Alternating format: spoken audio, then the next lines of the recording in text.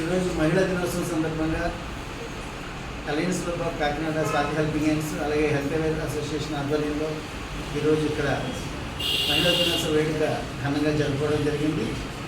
ముఖ్యంగా మహిళల గురించి మనం చెప్పుకోవడం కాదు, అలాగే ఎప్పుడో ఇలా మహిళా దినోత్సవంలో లేకపోతే ఏదో ఒక రోజు పెట్టుకోవడం అనేది నా ఉద్దేశంలో అయితే కరెక్ట్ కాదు. ఎందుకంటే మహిళలు ఎప్పుడు కూడా పూజనీయులే,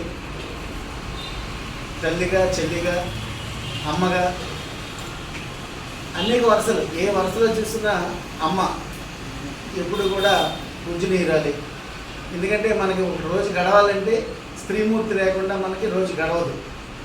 కానీ అన్ని రంగాల్లోనూ ఈరోజు మహిళలు చాలా ముందుకు దూసుకువెళ్తున్నారు. ఈవేళ క్షిపణులు వెళ్తున్నాయంటే క్షిపణుల్లో కూడా డైరెక్టర్లు ఈరోజు మహిళా డైరెక్టర్లు ఉన్నారు.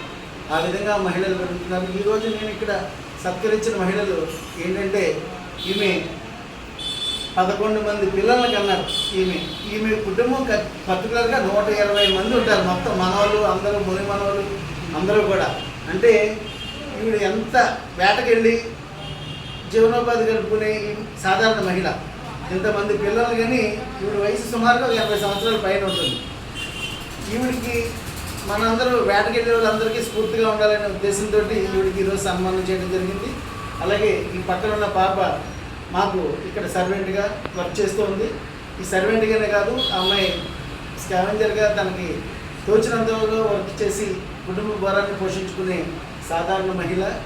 అలాగే ఇంకొక అమ్మాయి నర్సు.